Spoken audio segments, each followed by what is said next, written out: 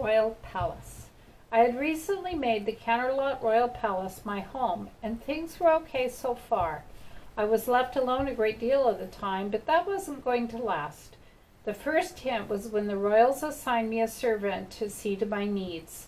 Apparently, I had let it slip that I may not have been royalty where I was. They figured out from the way I described how I grew up that I lived like one. So I wasn't completely unused to the idea of having some creature to boss around, despite having world-ending powers.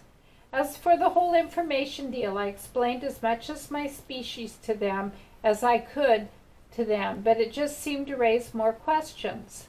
They, of course, kept their word to tell me everything I need to know about surviving in this world, as I've seemed to have earned their trust, even though I haven't told them everything there is to know about me. Also, I found it strange that Princess Celestia asked me to let a pony take a picture of me to send with a letter to a pony called Twilight Sparkle. These ponies have the strangest names for each other, except Luna.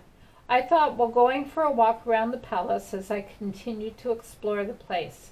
Many ponies had given me strange looks of fear as I walked by, while some ran away. Sheesh, Discord has given my kind a bad name, but at least some of them are willing to open up to me. I teleport into the rooftops and sit down to look at all surrounding me.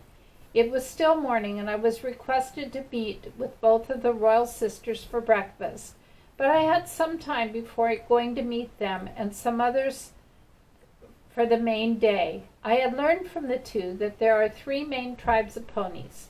Earth ponies, who are super strong but resemble regular equines, but they have strange color schemes. Unicorns, who like the royal sisters can use magic, and Pegasus ponies, who can not only fly but also control and maintain the weather.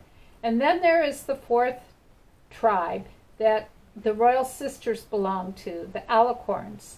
They share the traits, abilities, and combined appearance of all three pony tribes. According to Luna, because of how rare their tribe used to be over 1,000 years ago, with it being just her and her sister ponies, saw them right away as goddesses and royalty.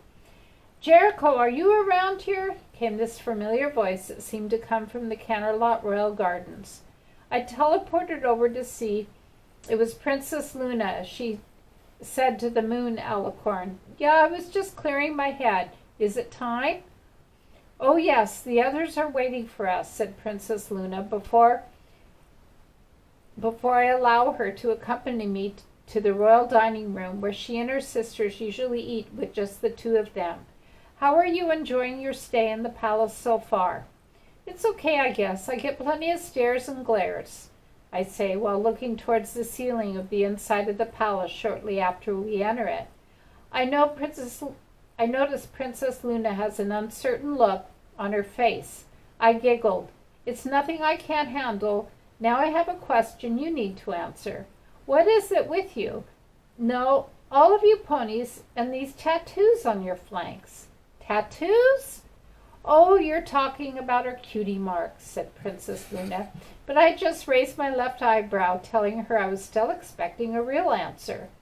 "They represent our special talents. We don't have them at birth, but once we have them, it's forever." "So it's just you ponies who have these marks? Good to know," I say, before remembering that a part of the deal, if one of us asks a question of any kind, the other one gets to ask one right away or very soon. "Okay, my turn. You're so used to living like a royal, yet you claim you're not one. Then what kind of life did you grow up in?" asked Princess Luna, who seemed to be growing more curious about me with every question. "Well, let's say I lived a life similar to that of a noble family. My folks were rich, but had a lot of enemies," I say with careful thought. "We were a part of a secret group, a great order made up of many families that were kind of like a bunch of vigilantes, as we often took justice into our own claws, and not one innocent's life was taken by anyone. My shield has my family's mark in our order built into it. We called ourselves the Balance Shields. Princess Luna seemed amazed by my answer, so she said with an intrigued look, cool. We continue on in silence, but I began to wonder about something about Princess Luna, as I thought to myself, she seems to be spending a lot of her time with me. Doesn't she have any royal duties?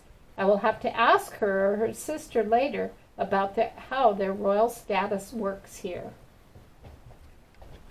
Let's see. To be continued.